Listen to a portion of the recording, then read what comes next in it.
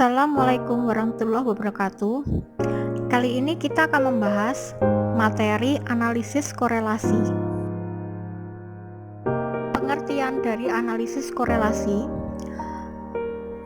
Analisis hubungan korelasi adalah suatu bentuk analisis data dalam penelitian yang bertujuan untuk mengetahui kekuatan atau bentuk arah hubungan di antara dua variabel atau lebih dan besarnya pengaruh yang disebabkan oleh variabel yang satu atau variabel bebas terhadap variabel lainnya atau variabel terikat. Analisis korelasi bertujuan untuk mengetahui hubungan dua variabel atau lebih. Korelasi sederhana jika variabel ada dua, korelasi berganda jika variabel lebih dari dua.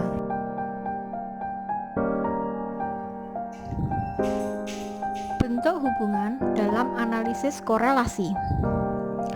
Yang pertama, hubungan simetris. Hubungan yang menyatakan sifat kebersamaan antara dua variabel atau lebih, tetapi tidak menunjukkan hubungan sebab akibat atau saling mempengaruhi. Contohnya, hubungan antara berpakaian mahal dengan penampilan. Kemudian hubungan yang positif antara banyaknya penonton sepak bola dengan tingkat kerusuhan. Dan hubungan antara burung gagak dengan kematian seseorang. Hubungan kausal. Hubungan kausal antara dua variabel atau lebih yang bersifat mempengaruhi antara satu variabel dengan variabel lainnya. Dalam bentuk ini, hubungan diketahui dengan pasti atau dapat dibedakan variabel bebas maupun terikatnya. Contohnya, hubungan tingkat pendidikan dengan kemampuan tingkat kerja seseorang. Variabel X-nya tingkat pendidikan, variabel Y-nya kemampuan kerja seseorang. Hubungan interaktif atau timbal balik.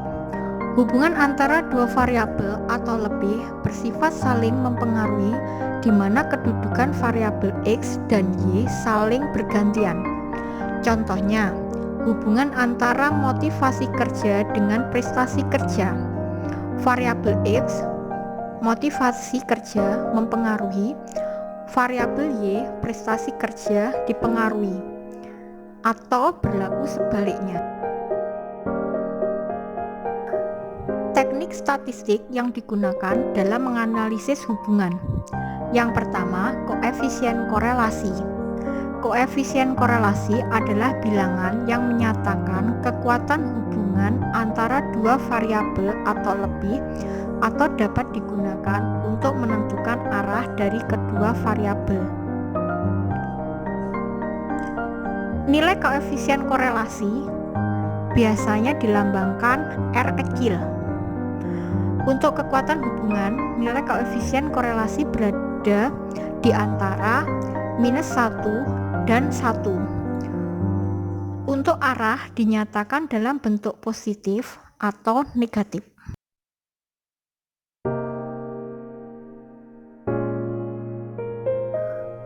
Apabila R sama dengan -1, artinya korelasi negatif sempurna. Hal ini menunjukkan bahwa terjadi hubungan bertolak belakang antara variabel X dan variabel Y. Bila variabel X naik, maka variabel Y turun. B. Apabila R sama dengan 1, artinya korelasi positif sempurna. Hal ini menunjukkan bahwa terjadi hubungan searah antara variabel X dan Y. Bila variabel X naik, maka variabel Y juga naik.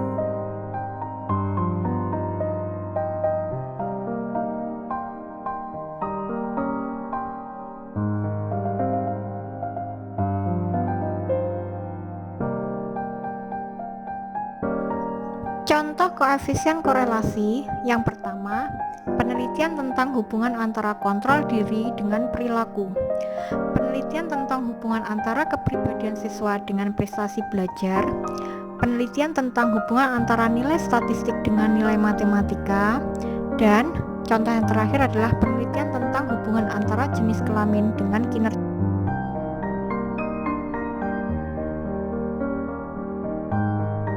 Macam analisis korelasi. Dalam SPSS, analisis korelasi yang banyak digunakan antara lain korelasi product moment atau Pearson, korelasi Kendall-Stau, korelasi Spearman. Pemilihan tergantung ukuran atau jenis data, yaitu berupa nominal, ordinal, atau skala, atau interval atau rasio.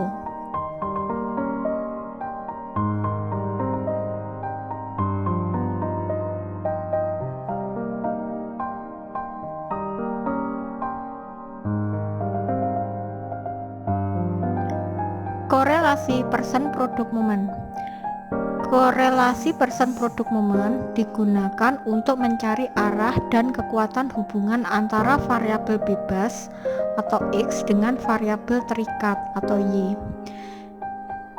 Karena korelasi product moment mensyaratkan distribusi data normal, maka dilakukan uji normalitas data terlebih dahulu. Uji normalitas dapat menggunakan uji Kolmogorov-Smirnov. Korelasi parsial, hubungan antara dua variabel dengan mengendalikan variabel lain yang dianggap mempengaruhi. Mengendalikan di sini sama dengan menganggap konstan. Hal ini dimaksudkan agar hubungan kedua variabel tidak dipengaruhi oleh faktor lain.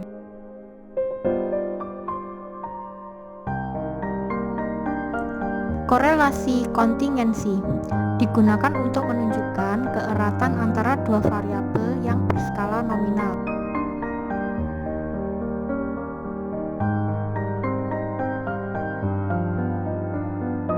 Korelasi berganda. Analisis korelasi berganda untuk mengetahui derajat atau kekuatan hubungan antara tiga variabel atau lebih, serta untuk mengetahui kontribusi yang diberikan secara simultan oleh variabel X1 dan X2 terhadap nilai variabel Y, dan korelasi secara parsial yang diberikan oleh variabel X1 terhadap Y serta X2 terhadap Y. Demikian perkuliahan kali ini, sampai jumpa di materi berikutnya.